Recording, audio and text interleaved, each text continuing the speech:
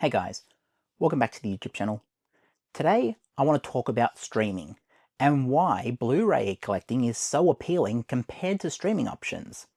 Now I've chosen three main streaming services to look at, those being Disney Plus, Prime Video and Netflix. And these are the costs per year for standard without ads. So if you want a Disney Plus without ads, that will cost you $139.99 per year.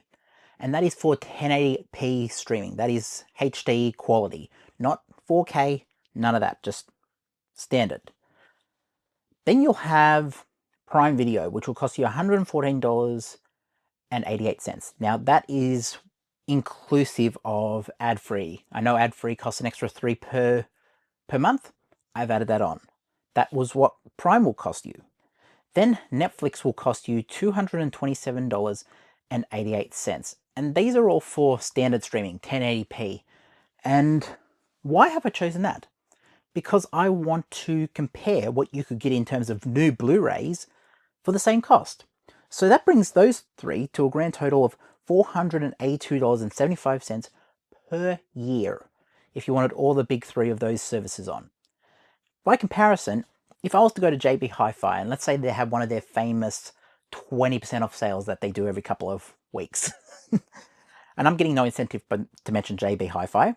I just want to make that very clear. I am in no way sponsored by JB Hi-Fi. That is one of the stores that I shop at, and I feel a lot of Australian collectors shop there as well. It's one of the few stores that still have physical media in store, in terms of most stores. Some stores are doing away with it. So if I wanted to buy the Rocky collection, and that is everything Rocky 1 through Rocky Balboa. So I think it's the first 6 movies. That would cost me $43.98. Now, obviously, it's not including Creed or any of those movies. It's just including the first 6. Then we go on to Harry Potter. Now, this is not inclusive of Fantastic Beasts. So you're only getting the main Harry Potter series, the 8 movies. That would cost you $92 on Blu-ray. Godfather Trilogy, $43.98. James Bond Collection, and that's Dr. No through Spectre, $151.20. Then you can get Indiana Jones, which was recently moved off Disney Plus to Paramount, so that is no longer on Disney Plus. But let's say you were like, hey, I want to go out and get Indiana Jones, the first 4 movies. You could go out and get that at JB Hi-Fi when they have a sale for $43.98. Then you can get Star Wars, the first 6 movies. Now, obviously, I can't find any 9 movie sets. I mean, I know they were out there, but they don't appear to be on the JB Hi-Fi website in terms of 1080p Blu-ray. I think there's a 4K option, but I am not counting 4K at this point. I'm counting the Blu-ray, which you can get the 6 movie Blu-ray set. That is number 1, Phantom Menace, all the way through Return of the Jedi, $88. And then on top, you can get the 5 Bourne movies for $43.98. That'll bring you to a grand total of $507.12. Now, obviously, you can drop stuff there to get that number down to the budget of $482.75. You can give or take. You can take things off there, add as you would please. But it's in the same ballpark. You see what I'm saying? And you own those movies then. But let's just say that wasn't your go-to. Let's just say that wasn't your preference. Let's just say you just wanted your main TV shows. So I've picked 4 main TV shows that you could own every single episode of. So if you wanted to watch Breaking Bad and have the Blu-rays for every episode, every season of Breaking Bad, $100 that would cost you. That's on Blu-ray. Better Call Saul, because let's count Better Call Saul in there as well. If you wanted the box set for Better Call Saul, that's $111.20. Let's add The Sopranos in there. You see where I'm going? I'm going to the HBO series because a lot of people draw towards HBO when they watch TV. Now, obviously, you can pick and choose, like Friends. I think Friends goes for $99. Seinfeld, I'm sure, has a box set on DVD or so that you could probably pick up. You can pick and choose. You don't have to go with these 4. So yeah, Sopranos, $112. And then Game of Thrones, $159.20. That brings it to a grand total, almost on the mark, of $482.40. So 35 cents cheaper than if you had on all the streaming services. And what's the appeal of doing it that way? Now, obviously, you own them. It's not a recurring cost year after year. Let's say you were just a big fan of Breaking Bad, and you wanted to watch Breaking Bad through Better Call Saul. And you know you're going to go back every year, year after year, watching it again and again and again and again. Then there you go. $100, you own every episode. It's no longer a thing of you have to track it down, you have to pay a recurring cost. You own it, there it is.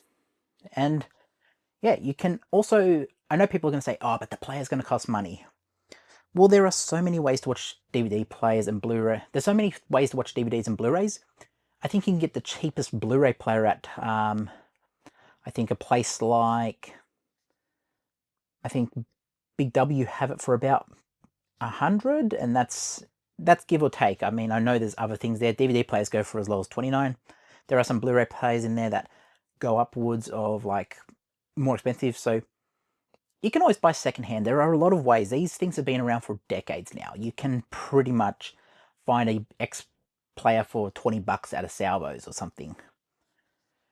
And you can include that in the cost if you want. But do you see what I'm saying about the ownership aspects? You can have pretty much a library of your favorites for the same price of a recurring cost. So you might say, but I have access to everything. Well, the top percentage of people who use Disney Plus or Prime Video or Netflix are not watching everything on there. They're probably going to their main favorites. They're probably going to The Friends. They're probably going to The Office. They're probably going to Breaking Bad or The Sopranos or whatever. They are not always going for every new release, every new thing. Yes, if you wanted everything like Inside Out 2 and all these other Disney things, yes, it makes sense to have Disney Plus on. But then, let's say you wanted to watch Indiana Jones and binge the whole series of Indiana Jones. That just got a lot harder because Indiana Jones is no longer on Disney Plus. So for the first 4 movies, you need to own Paramount now, which is probably an extra, what, $80? This is what I'm saying. You can own Indiana Jones, the 4 movies, for basically $43.98 on 1080p quality Blu-ray. And I get people are going to say, why would I do that? Well, these things can move around. They can also be taken offline. Like, what happens if let's say Indiana Jones no longer matches with Disney's corporate identity. Let's say Harrison Ford does something outrageously bad and Disney says, okay, we're going to distance ourselves from this person. What happens if that happens? Well, Indiana Jones is gone and they will not have it on Disney Plus or Paramount or whatever. This is the message I'm trying to send. Like, yes, there are other ways to do it. I know there is the Bay. I know all this other stuff. I know it's probably more convenient to download on iTunes.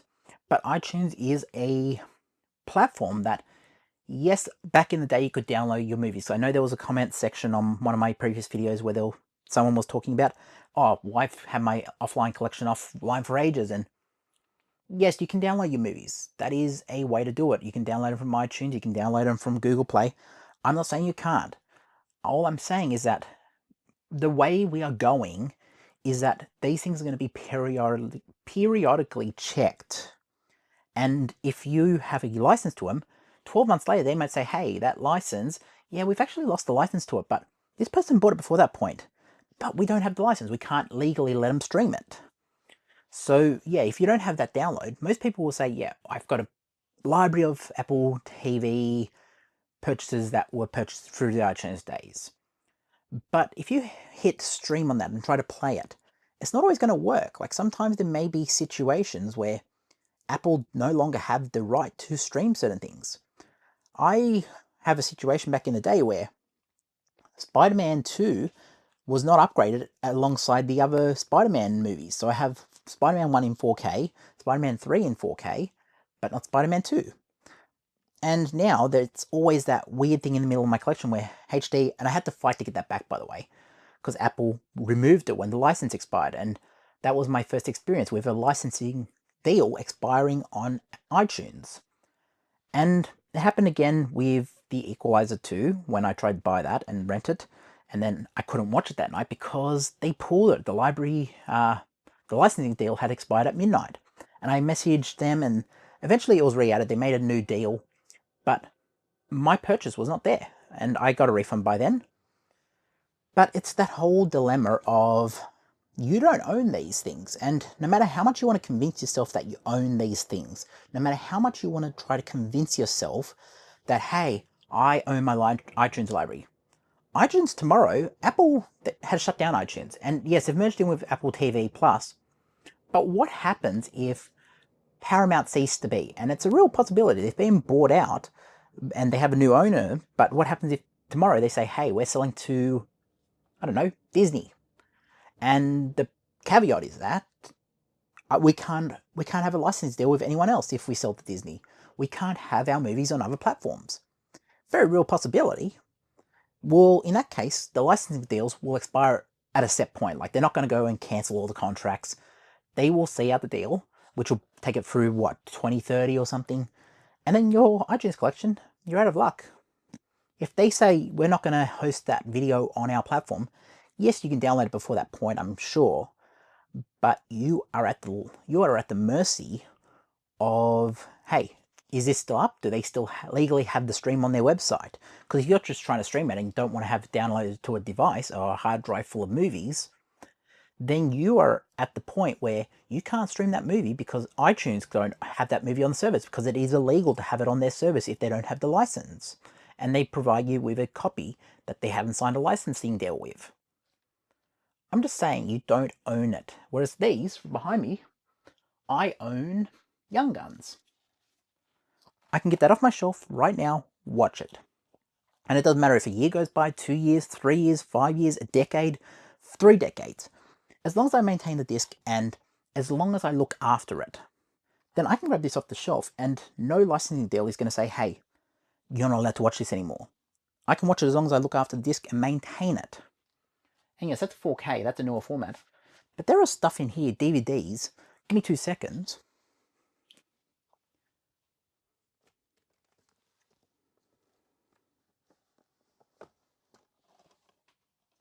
Most people will say WrestleMania 17 is one of the best WrestleManias of all time. Now, obviously, changes have happened throughout the years. WrestleMania 17 on the network and on Binge in Australia, and even on, I think, Peacock in America, and what will maybe be on Netflix, is not in its original form. This is as close to original as you can get. Now, that is basically an erased pay-per-view at this point, the original way it was broadcast, and even this was altered to an extent. But do you understand what I'm trying to say? Like, I have maintained that copy since I bought it, and the disc is still beautiful. Like, it doesn't have any signs of disc rot. It looks very pristine. And if I take the other one out, let's have a look at that. Still beautiful, nothing wrong with it. This would have come out in 2001. It is now 2024. I can still watch this. And I'm sure in a decade, I can still watch this as long as I look after it. And I'm sure a decade after that, if I look after it, I can still watch it. This is what I'm talking about. Ownership of content is important. And that right there is a reason why stuff like that can happen.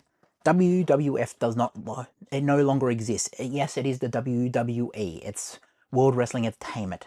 They had to change the name. But World Wrestling Federation no longer exists in that current form. 20th Century Fox no longer exists. The Fox fanfare on Star Wars has been changed for the newer movies, obviously beyond a certain point when Disney started to produce them. But do you understand, the Fox fanfare does no longer exist on the older movies? I mean, I'm sure they kept the Fox fanfare, don't get me wrong. I'm sure the Fox fanfare is on the Star Wars movies. Let me correct. What I'm talking about is if they produce a new movie under the Fox banner, it is not 20th Century Fox anymore.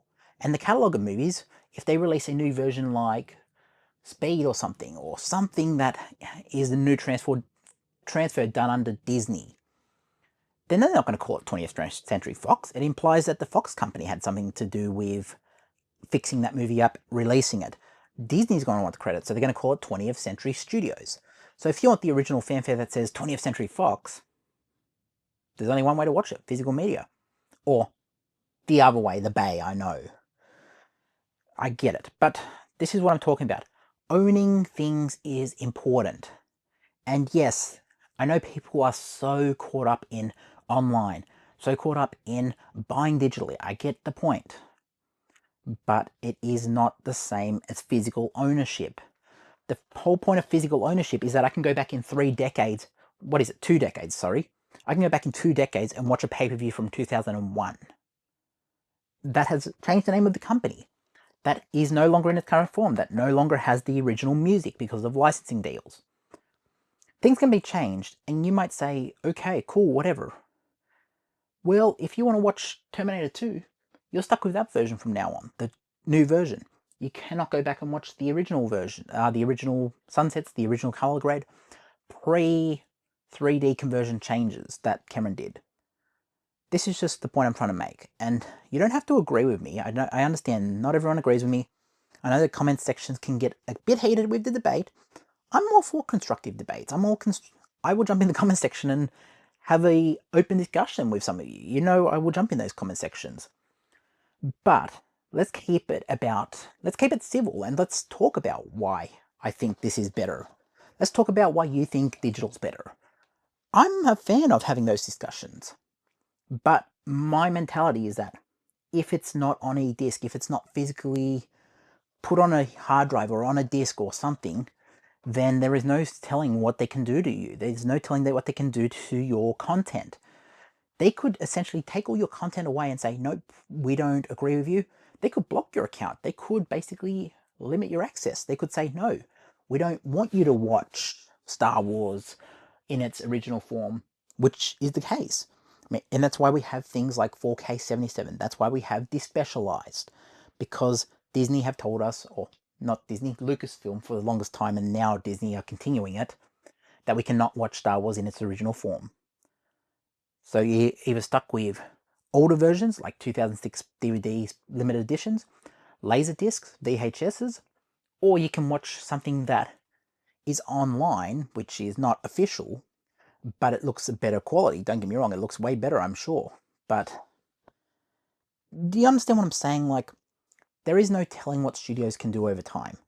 And having this blind loyalty just because, hey, I liked Disney movies, I liked The Boys.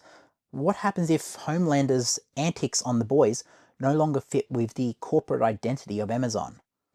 They're going to cut out a lot of the blood and gore then, and they're going to say, hey, The Boys are still on Amazon, what are you talking about? The Boys are still there. Well, what happens if they cut out all the blood and gore? I mean, they did it with Dragon Ball Z, when they did Dragon Ball Kai. So, yeah, I am just... I mean, look, there was 2 versions of Kai. I'll correct that. Sorry, I'll correct that. There was versions of Kai without blood, and Mr. Popo was changed to purple because he was no longer cult. I mean, he was pretty badly... It was pretty insensitive when that first came out. Don't get me wrong, I know Mr. Popo's been problematic in terms of the color grade, or the color... But, you know what I'm talking about, like, they changed Popo in the 4Kids version to Blue Popo, and yeah, I get the whole dilemma. But anyways, guys, let me know what you think. Am I resonating with you guys in terms of why this is important? Or am I just ranting at this point? Let me know, guys, and I'll catch you in the next one. Peace.